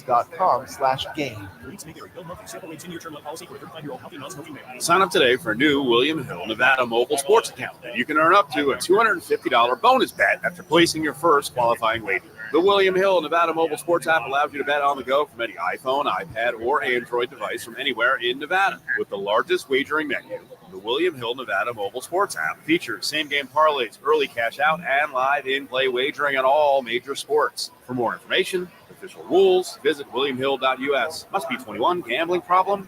Call 1-800-GAMBLER.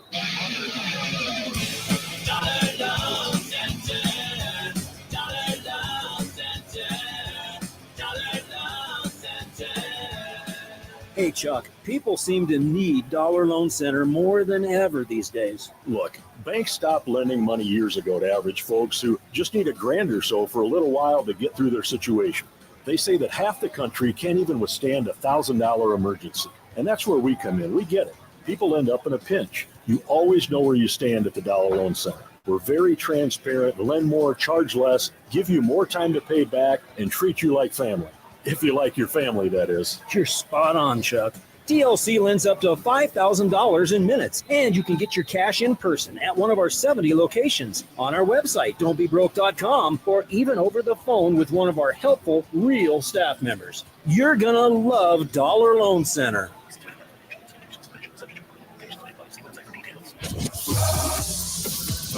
Back to Steve Cofield and Griffin Kemp from the Golden Circle Sportsbook inside the TI. Chuck Esposito is on the way, boss of the book here at Treasure Island Golden Circle Sports Bar. We'll get into the slate coming up at 12:30 and 4:30 in college football and a bunch of the NFL games, including the Bears and the Raiders. We just talked Bears side of things with Mark Grody, a Bears insider. All right, give me your take on your Bears tomorrow. What's the big key for the Bears to get the victory over the Raiders? Well, like we said, right tackle, Wright will not be playing tomorrow, or will not be in the game tomorrow with an injury. A bunch of injuries on the Bears side, both offense and defense. Keys for the Bears are going to be keeping Caleb Williams upright. We saw how successful they looked, giving up 0 sacks to the Cowboys last week. But this week, they actually get to face a team with a pass rusher. They got one of the best in Max Crosby. So that's going to be a huge challenge for this offense, is defending against Crosby, keeping him at bay, allowing Caleb Williams and that offense to hum and kind of get their groove going. But, this team, as great as the defense looked last week against Dallas, I still am still holding out a little bit. I still need to see a little bit more. The defense has been somewhat, they look a lot better than they did under the final season of Matt Eberflus. But still, this team is now under Ben Johnson, a offensive-minded guy, and that's great, and that's what this team in Chicago is needed. But they still need to retain somewhat of their roots and have somewhat of a showing on defense. So if they can keep Caleb Williams upright, if they can get, Roma Dunze going, if they can find a path for DJ Moore is such an explosive, talented player. We saw last week Ben Johnson having him lined up in the backfield, lined up out wide. taking snaps. DJ Moore, you can put him all over the field and he can produce. It's just a matter of getting him the touches. So if they can keep Caleb safe, they can get the ball to those guys, and they can keep Max Crosby at bay. I like my Bears, but again, these are two teams that are 1-2, looking to get to the 500 record, go 2-2, and kind of get back on track with their seasons. It's going to be a good one you don't want to miss. 12:30 kickoff with Ole Miss hosting LSU. Let's bring in Chuck Esposito. He runs the books at Station Casinos, and we'll start off with that LSU game as the Tigers are a road dog getting 1.5. What are we seeing at the book?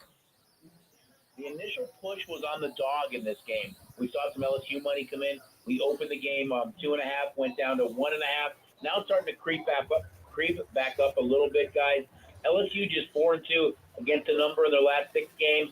Maybe interesting stat here. I think it's 7 of the last 10 times, or 7 of the last 8 times these two teams met, the total went over. So maybe you'll see some overplay between these two. Ohio State and Washington. Yeah, I mean, I think you look at Washington, 20-0 straight up in their last 20 games at home, but just 2-4 against the number in their last 6 games against an opponent from the Big Ten Conference. You look at Ohio State, we know how good they are. 6-0-1 against the spread their last 7 games, 7-0 straight up their last 7 games. We've seen some early push on the dog here, but since then, the last 24 hours or so, and leading up until kickoff tomorrow, it has been all one-sided, guys. 66% of the tickets are on the Buckeyes. Indiana 8 against Iowa just looks weird. It does. You're absolutely right. I mean, I'm rooting for Iowa. That's who we're going to need in this game. But you're right. It does look weird. It looks like a very inflated number. I know Iowa plays a lot lower scoring games, closer to the best. We looked at Indiana last week that just blew Illinois out. My guess is we're going to be pretty good-sized Hawkeye fans tomorrow when this game kicks off. Kirby Smart hasn't been able to get it done against Alabama during his time at Georgia. I think just 1 win in 7 meetings, maybe. Georgia -3 versus Alabama. Yeah, I mean, we know how good this game can be. I think it's a bigger game to Alabama, guys. You look at some trends here, too. Georgia 20-0 straight up in their last 9 games at home. Yet Bama 9-1 straight up in their last 10 games against Georgia. Bama 4-1 against the number in their last 5 games against Georgia, but just 6-3 against the number in their last 9 games overall. And then finally with college, the big one, Oregon versus Penn State. Who does this game matter to the most? Who has more at stake? You know, I think it's probably Penn State for me. It's a big game for them in Happy Valley. We know it's going to be a whiteout. The number has ping-ponged back and forth a bit between 3.5 and 3. You hear almost on all the shows and people talking that they like the Ducks. They like the Ducks here. I think it's going to be a really tough task against that Penn State defense. To me, that's where the difference is. Penn State 16-3 straight up their last 19 games. 6-0 straight up their last 6 games at home. Oregon, though, 18-1 straight up their last 19 games. Something has to give here. I still like Penn State, and I think that's going to be the side that we need when these two kick off tomorrow. Chuck Esposito from SCN is with us. Chuck, you guys still rolling out the $50 no-worry wager? We are, Steve. It's a great promo, especially with all these different sports going on right now. It brings the sportsbook to you, and if you get signed up for SCN Sports, and up to that $50 no-worry wager. You win, great. If you lose, we're going to give you up to that $50 play right back in your SCN mobile account. Sundays are all about 6:30 a.m. football. That's what it's going to be moving forward in coming years. And we got sportsbook, 4 straight weeks of that. Can't wait. You know what? The ISO games, I'm sure, are great for you guys. So what kind of action are you seeing on the Vikings and the Steelers? Yeah, we always see really good action on those games, guys. I love those early kickoffs. They're kind of fun. It's a little bit different, though, because it's not a true home game for some of these teams. We've seen some lower-scoring games in these games. Early action on the Vikings-Steelers game, clearly been in favor of the Vikings. 68% of the tickets on the Vikings. Minnesota 6-3 against the number. Their last 9 games. Pittsburgh just 2-6 straight up in their last 8 games. Interesting stat here, though. When these two teams have played 7 of the last 10 times, the total has gone under. I just think you look at this Minnesota team, and I think now that you've got Carson Wentz there, they're going to start playing a little bit better. You get Jordan Addison back this week. I just think they're the better of the two teams. They're going to be home for 2 straight weeks. It's not at 3 yet, but my guess is when this game kicks off Sunday morning, we're going to see 3 as an industry. Saints plus 16 against the Bills. Spencer Rattler fell to 0-9 as a starting quarterback. Does this team show up, or did the Bills overlook this team? Is this a sort of a trap game? I don't know. I mean, the Bills are so good. I'm telling you, the sharp money is clearly on the Saints. We were as high as 17 on this game before it started ticking down. We've walked it down maybe a little bit too slow because the public is still backing the Bills a lot in parlays. You're still seeing some Bill money, but the sharp action is clearly on the Saints. I don't know if Rattler gets the first win here, but this Bills team is so good at home. And you got to think about the Saints. They travel from New Orleans all the way to Seattle. Now they're going about the furthest they could possibly go east and go play Buffalo here. I think it's a really tough spot, but it's a huge number. And, again, sharp money has been on the Saints. Falcons now with the news that the Commanders won't have Jaden Daniels. Not only Jaden Daniels, but they're not going to have Terry McLaurin either. A big flip in the line, guys. You went from the Commanders opening up a 2.5-point favorite to the Falcons now a 2.5-point favorite. Falcons did not play good last week at all against the Panthers. They never even got past the 30-yard line. I loved what they did against Minnesota 2 weeks ago on primetime. I thought Penix was great. They did not look good here. I think because of the injury to the quarterback situation in Washington, it won't be one of the bigger games on the card. But it looks like right now we're going to need the Commanders in the game. These double-digit favorites, man. I love it. I love the other side in these games. Can the Browns be dangerous 2 weeks in a row, Browns-Lions? I don't know. I mean, I think it's a really tough test because you look at Detroit, and that offense, to me, guys, looked like it did last year. It started clicking on all cylinders. And this is a Detroit team that they don't care who they're playing. They don't take their foot off the gas. I just think it's a tough spot because I think Detroit can score. I know Cleveland has a good defense, and they played well so far. I just don't know if they have enough firepower to keep it close. I hate to lay double digits, but if I was looking for a double-digit favorite to get the job done, I think it's Detroit this week. Packers and Cowboys. Jerry Jones has made his voice be known again. I don't know if he put his foot in it, but he's put it out there as what he expects and how to attack Micah Parsons. Not the Packers, but Micah Parsons. Well, 74% of the tickets, guys, are on the Packers in this game. Everything kind of points to them. The big thing is, though, that we've seen sharp money. Our largest sharp bet so far has been on the Cowboys +7. I know as an industry the number isn't there right now, but that's been our largest bet. Cowboys just 3-9 against the number. Their last 12 games at home, they've gone over 7 of 7 the last 7 times they've played Green Bay. So maybe you get a lot of scoring here. They're beat up on the offensive line. No CeeDee Lamb. Beat up in the secondary. Packers come off a loss at Cleveland. It's going to be a tough test. And I think our biggest decision of the day, with everything dumping into Sunday Night Football, we're going to be huge Cowboy fans in Jerry's world on Sunday night. Giants plus. I want the Giants plus against the Chargers.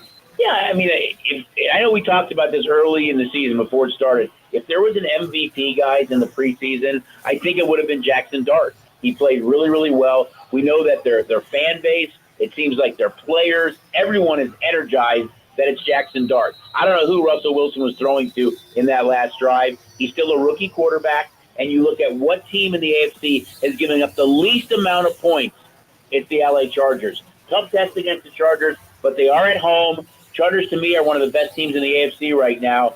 But Giants getting points with Jackson Dart, they're going to try to keep it close. But tough test against a really good defense for a young QB. Chuck Esposito, STN, right here at Treasure Island, the Golden Circle Sports Bar. I got 30 seconds.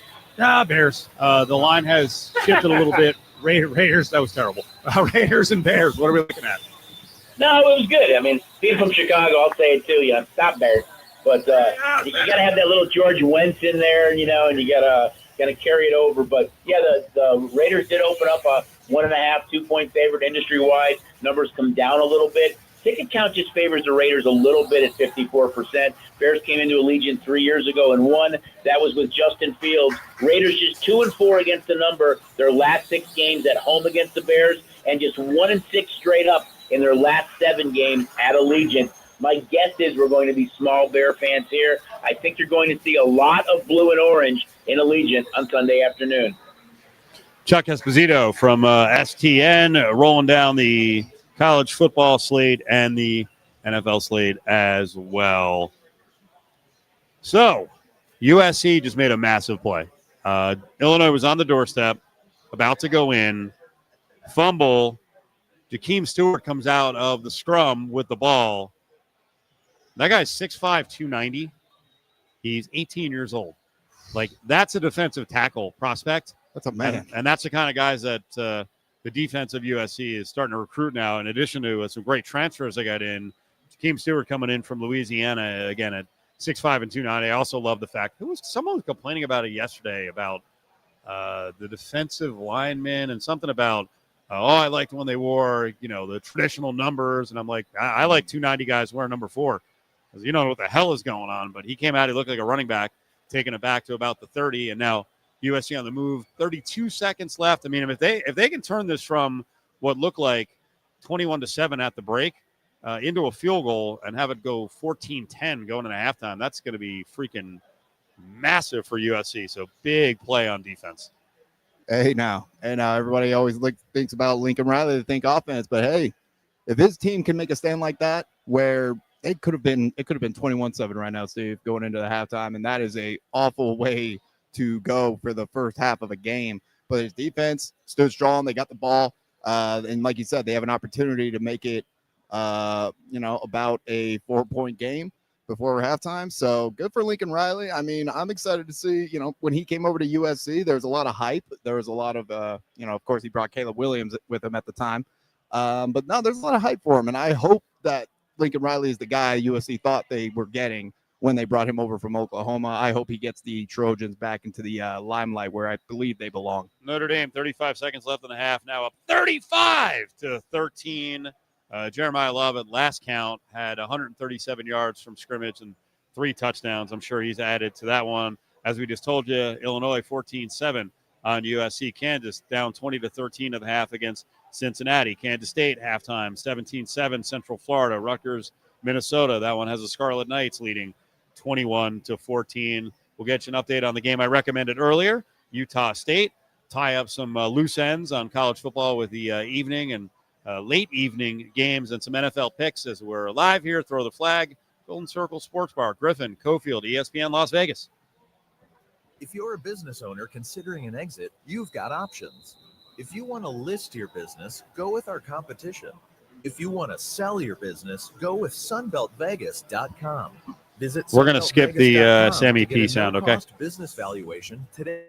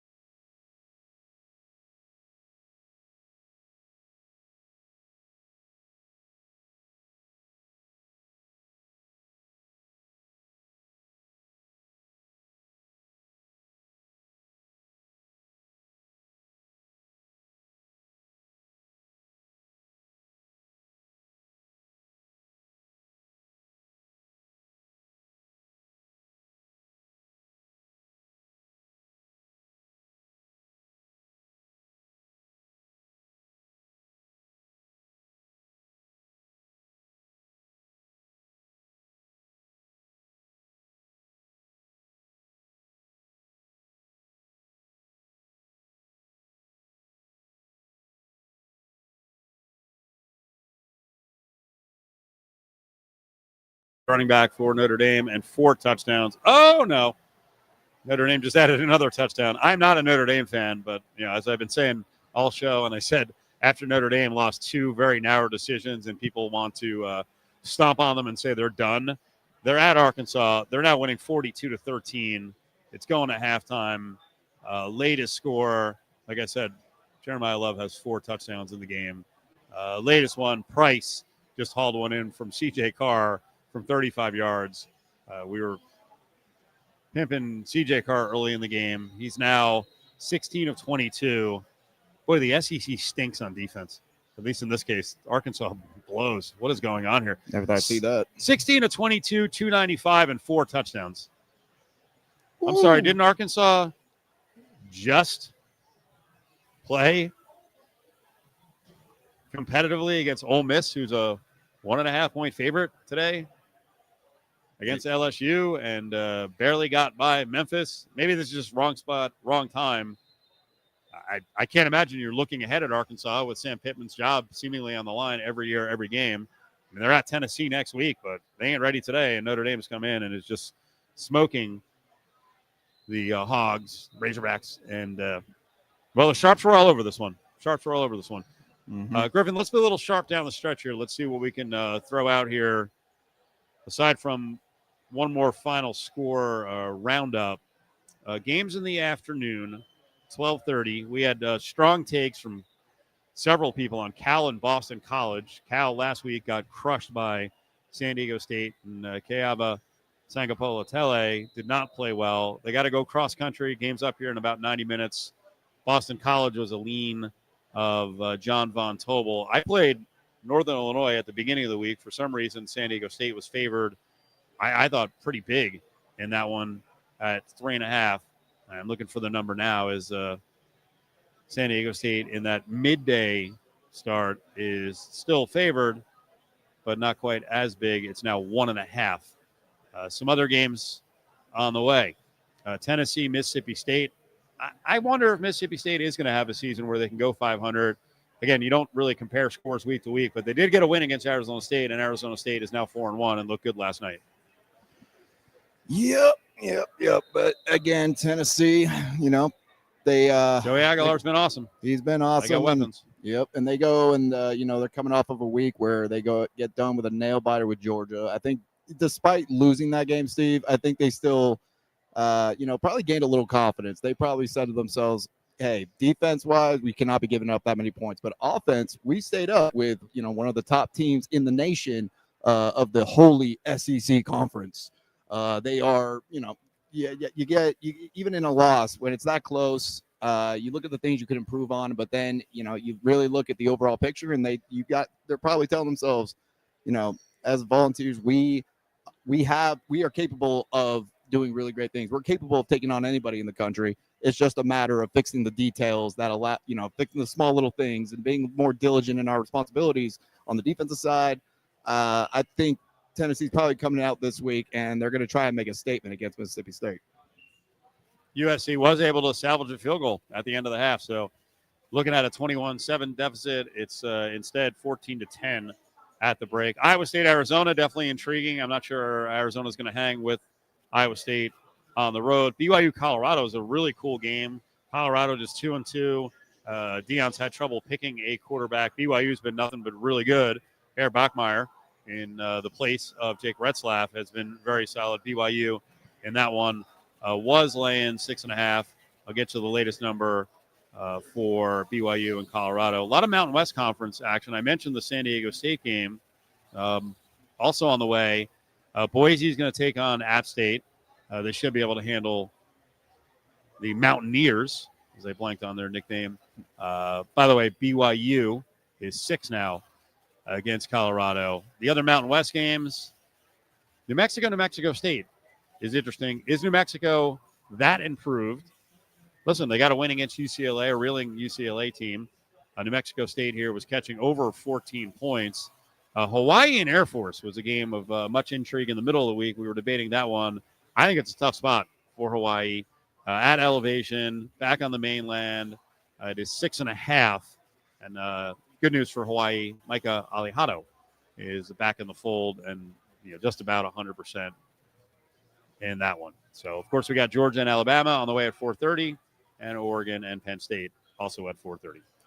Man, Mike Alejado, I'll just say, because I got a chance to cover him when he was here at Bishop Gorman, that kid is, if there's a, I feel like he gets thrown out a lot, especially now, but Manziel-like, very Manziel-like. That guy can get the ball down the field. He can put it where it needs to be, but he's just, he's so elusive as well. The type of plays he was able to make, not just against, Centennial or Liberty High School. I'm talking about modern day. I'm talking about when Bishop Gorman faced some of the best high schools in the nation. This kid showed out. So good for Hawaii for getting a guy in Mike Alejado. I hope, the rest of the year goes. I hope he stays healthy and he really shows out and looks, shows exactly what he can do, especially what he was doing back here at old BG Gorman. Kansas State leading UCF. That's a second half kickoff now. It's 17-7. In that one, Kansas State on top of Central Florida. Rutgers and Minnesota about to start the second half. Rutgers went to the break at 21-14. Second half has kicked off. Cincinnati 20-13 on Kansas. Make sure you come on down here today or tomorrow to check out the Golden Circle Sports Bar. They got the full service STN book in here. When you sign up for the app and you're a new customer, you get up to a $50 no worry wager. The menu is dynamite. You got the breakfast items up until 12:30, and then the lunch and dinner items like the grilled Reuben sandwich, the Black Forest BLT, the Angry Croque Monsieur, grilled ham and Swiss. I'm a big fan of the Southpaw chicken tenders. They got the Loco Mocos as well. This is a spot to watch football all day long. Thanks to Griffin. Thanks to Christopher back on the board producing. We appreciate Jess doing a fine job today. Enjoy the rest of the college football all day long, and listen tomorrow, 8 a.m. I'll be over at Westgate for the Sunday football preview show right here on ESPN Las Vegas.